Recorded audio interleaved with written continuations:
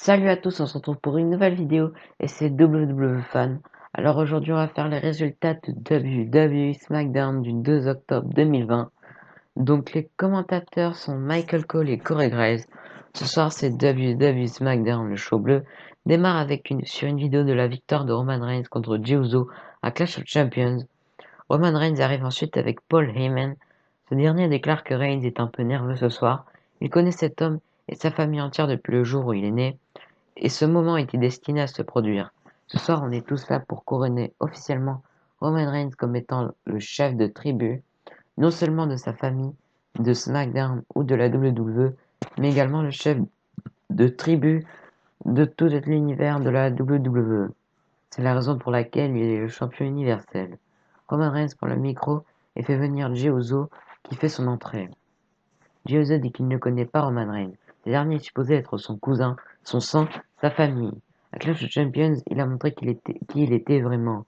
Il l'a démoli, mais il n'a pas battu son esprit.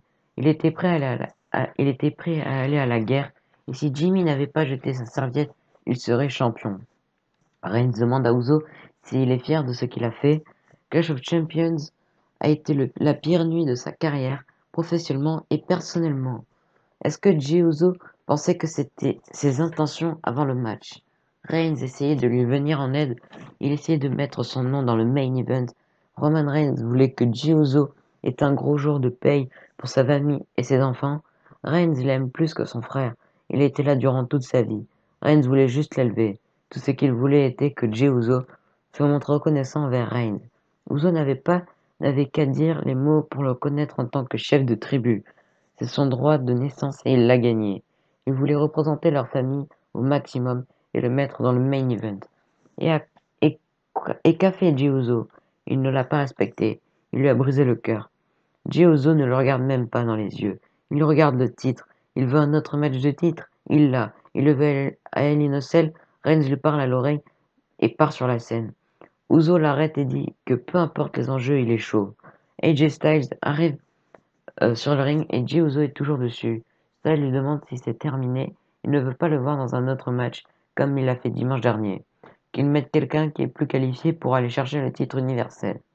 Laissez Roman Reigns être le chef de tribu. Jey Uso attaque AJ Styles et un match commence. Donc c'est un match simple. AJ Styles contre Jey Uso. À la fin du match, Jey Uso fait un frog splash sur AJ Styles, suivi du tombé pour la victoire. Donc dans les coulisses, Sami Zayn dit qu'on s'attend à ce qu'il soit content d'avoir gagné l'un des plus grands ladder matchs, d'être devenu champion officiellement. Il a dû prendre des risques pour savoir ce qui lui appartenait déjà. Il est énervé. Au début, il s'est plaint des officiels, mais nous aussi avons laissé ça passer. Lorsqu'AJ Styles a remporté le titre par fraude, on l'a accepté. Quand Jeff Hardy a gagné par fraude, on l'a accepté. Zayn est la seule personne avec des principes. Il va faire ce qu'il aurait dû faire avec cette fausse ceinture. Il va la mettre où les rêves de Jeff Hardy vont aller tout droit dans la poubelle. Donc après on passe à un match simple. C'est John Morrison contre Otis. À la fin du match, Otis fait son Caterpillar sur John Morrison, suivi d'un splash des cordes pour la victoire par tombée. Donc le gagnant est Otis. Sasha Banks est dans les coulisses. C'est un match simple. Sheamus contre Shorty G. À la fin du match, Sheamus fait un Brogue Kick sur Shorty G, puis le tomber pour la victoire. Donc le gagnant est Sheamus. Kevin Owens est dans les coulisses et on voit la Firefly House sur un écran derrière elle. Kevin Owens est sur le ring pour son KO show. Il lui demande d'accueillir Alexa Bliss qui arrive sur le ring. Owens a quelques questions pour elle. Il évoque son changement d'attitude. Bliss ne comprend pas ce que veut dire Kevin Owens. Ce dernier dit qu'Alexa Bliss n'est pas la même personne qu'il a rencontrée au Performance Center il y a 5 ans. Elle était toujours contente et donnait envie de rire. Bliss répond que les gens changent et elle propose qu'Owens change pour devenir meilleur.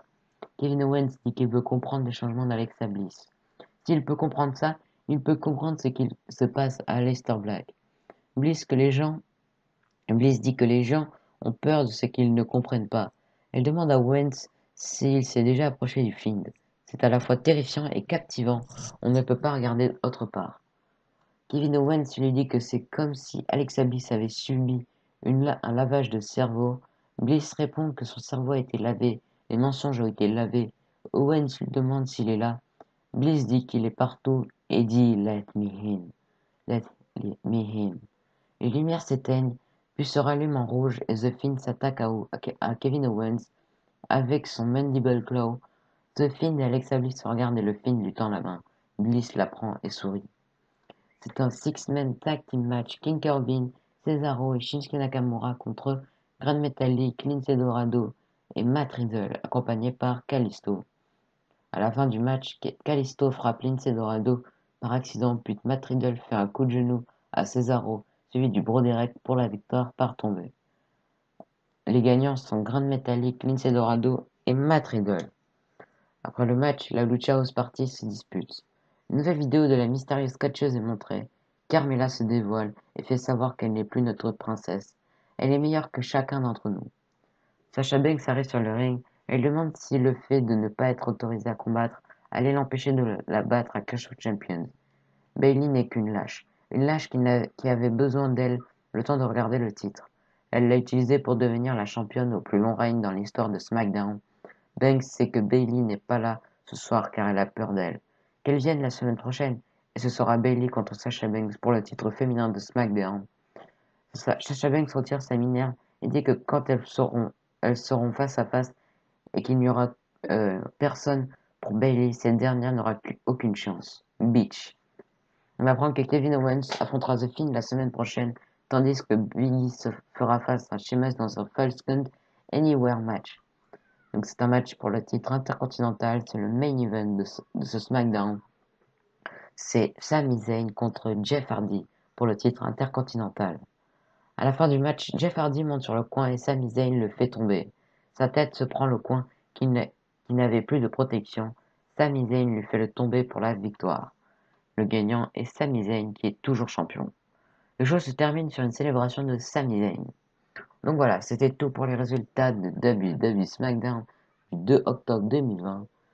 Donc, on se retrouve pour une nouvelle vidéo. Allez, abonnez-vous, lâchez les pouces bleus, des commentaires. Allez, bye.